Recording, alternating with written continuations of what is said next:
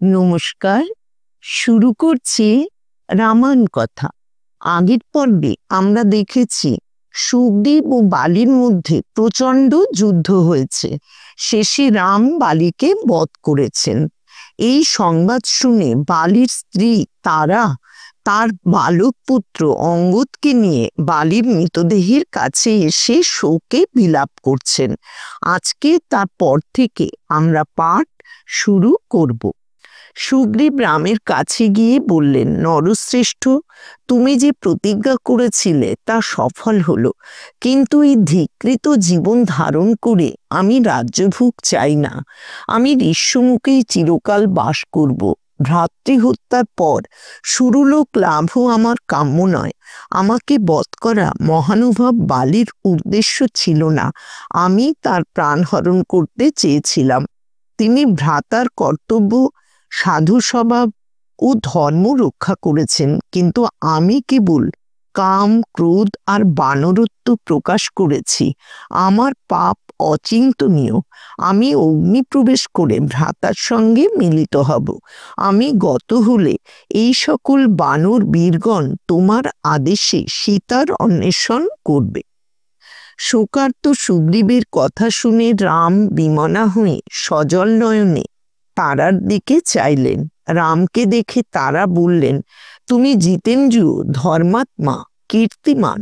যে বাণে আমার স্বামীকে মেরেছ সেই বাণে আমাকেও মারো, আমি তার কাছে যাব। বালি অন্য রমণীকে চান না। স্বর্গে বিচিত্র বেশা অপ্সরারা তাকে ভজনা করবে, কিন্তু আমাকে না দেখলে তার দুঃখ দূর হবে না। বৈদেহীর বিরহে তুমি যেমন দুঃখার্ত, আমার বিরহে বালিও সেইরূপ হবেন যেন। আমাকে বধ করলে তোমার স্ত্রী হত্যার পাপ হবে না, কারণ আমি বালিরই আত্মা।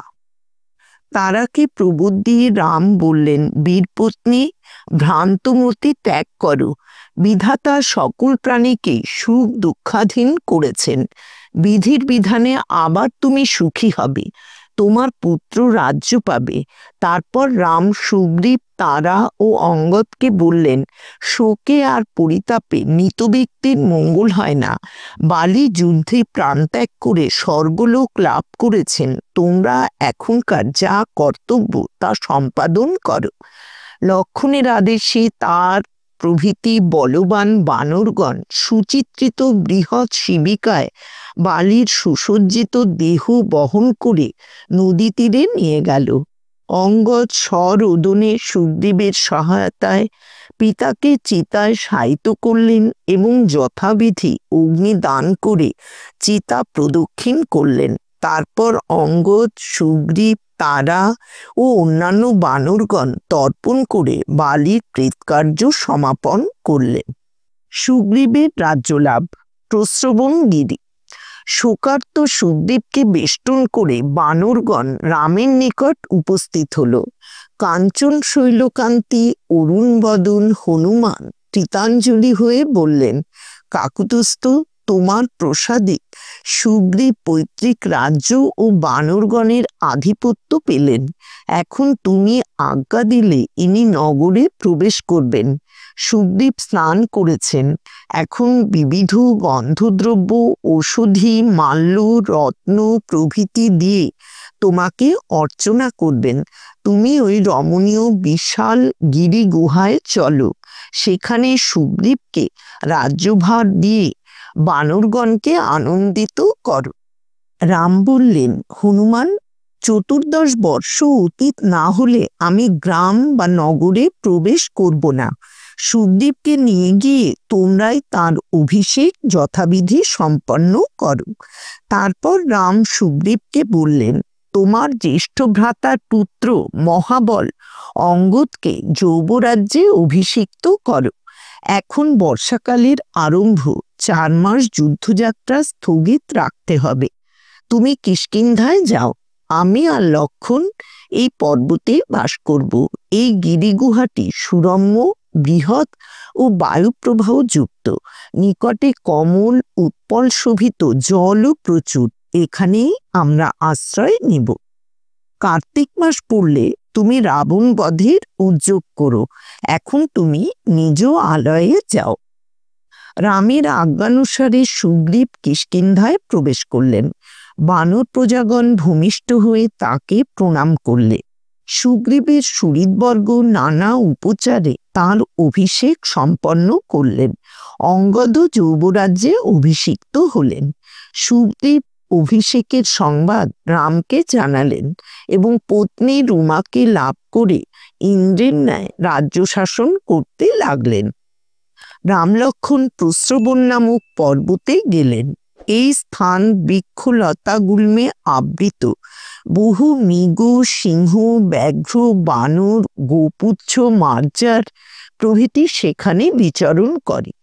রাম একটি বৃহৎ গুহায় বাসস্থান স্থির করে লক্ষণকে বললেন, সৌমিত্রী, এখানেই আমরা বর্ষা যাপন করব।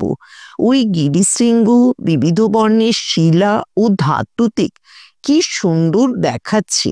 এখানে মালতী, কুন্দ প্রভৃতি গুল্ম, সিন্ধুবার, শিরীষ, কদম্ব, অর্জুন, শাল প্রভৃতি পুষ্পিত তরু এবং ফুল্ল পঙ্কজ শোভিত সরোবরও রয়েছে। ময়ূরাদি বিবিধ বিহঙ্গের রব শোনা যাচ্ছে। এই গুহার উত্তর পূর্ব ভাগ আনত, পশ্চাৎ ভাগ উন্নত, সেজন্য বায়ুর বেগ থেকে সুরক্ষিত। গুহাদ্বারে দলিত অঞ্জনের ন্যায় কৃষ্ণবর্ণ একটি প্রশস্ত সমতল শিলা রয়েছে। উত্তর দিকে মেঘবর্ণ এবং দক্ষিণে কৈলাসতুল্য শুভ্র পর্বতশৃঙ্গ দেখা যাচ্ছে।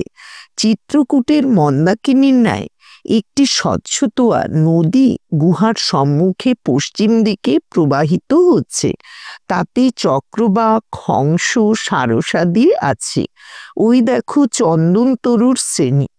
আহা, এই দেশ অতি রমণীয়। এখানে আমরা সুখে বাস করব। এর অনতি দূরে কিষ্কিন্ধা, সেখান থেকে গীতবাদ্যের রব আসছে। এই মনোহর স্থানে বাস করে রাম সুখী হলেন না। সীতার শোকে বারবার রোদন করতে লাগলেন। লক্ষণ প্রবোধ দিয়ে বললেন, শরৎকালে প্রতীক্ষায় থাকুন, তখন আপনি রাবণকে সবংশে সংহার করবেন। রাম বললেন, আমি শরতের প্রতীক্ষাই করব। সুগ্রীব, প্রসন্ন থাকুন, উপকারে প্রত্যুপকার করুন, অকৃতজ্ঞ হয়ে যেন আমাদের হতাশ না করেন। বর্ষা ঋতু।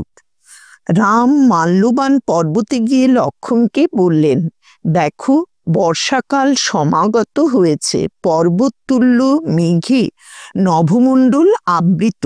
সূর্য রশ্মি দ্বারা সমুদ্রের রস পান করে আকাশ 9 মাস গর্ভধারণ করেছিল, এখন জলরূপ রসায়ন প্রসব করছে।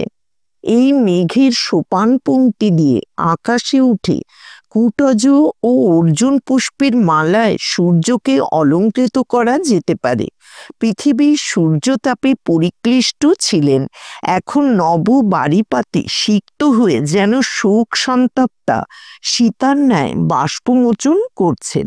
মেঘ বিক্ষিপ্ত থাকায় আকাশ কোথাও দেখা যাচ্ছে, কোথাও অদৃশ্য হয়েছে। কোথাও কোথাও পর্বতাকীর্ণ নিস্তরঙ্গ সাগরের ন্যায় বোধ হচ্ছে। বিদ্যুৎ পতাকা ও বলাকার মালায় শোভিত গিরিশৃঙ্গাকার মেঘ রণভূমিস্থ মত্ত গজেন্দ্রের ন্যায় গম্ভীর গর্জন করছে।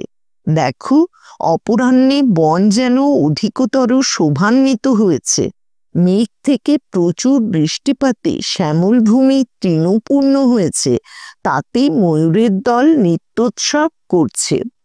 নব তৃণাবৃত ভূমিতে স্থানে স্থানে নবজাত ইন্দ্রগোপ কীট রয়েছে, যেন কোনো নারী লাক্ষার বিন্দুযুক্ত সুখবর্ণ কম্বল গায়ে দিয়েছে।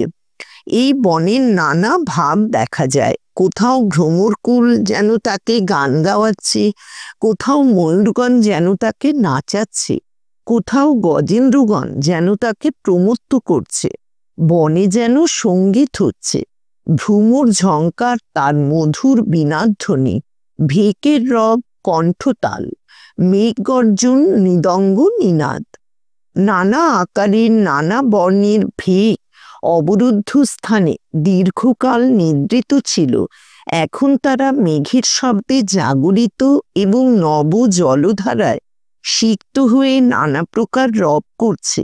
বিপুল বৃষ্টিপাত হচ্ছে, বায়ু প্রবল বেগে বইছে, নদীর জলপ্রবাহ তটদেশ ভগ্ন এবং পথ রোধ করে খরবেগে চলছে। আকাশ মেঘে আবৃত, তারা সূর্য দেখা যায় না। নবজলধারায় ধরণী পরিতৃপ্ত, সর্বদিক অন্ধকারে অবলুপ্ত হয়েছে।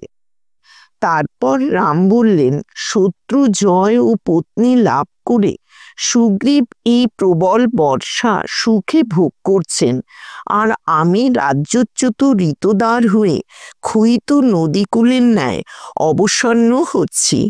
আমার শোক অতি প্রবল, কিন্তু এই বর্ষায় যুদ্ধযাত্রা অসম্ভব। সুগ্রীব বহুকাল পরে পত্নী লাভ করেছেন, এখন তাকে কিছু বলতে ইচ্ছা করি না। তিনি বিশ্রাম করুন, যথাকালে তিনি স্বয়ং সীতার অন্বেষণে উদ্যোগ করবেন। লক্ষ্মণ বললেন, সুগ্রীব আপনার অভীষ্ট সাধন অবশ্যই করবেন, আপনি শরৎকালের প্রতীক্ষা করুন। আজকের মতো রামায়ণ কথা এখানেই শেষ করছি। ভগবান শ্রী রামচন্দ্রের কৃপা ও আশীর্বাদ আপনাদের সকলের উপর বর্ষিত হোক, এই কামনা করি।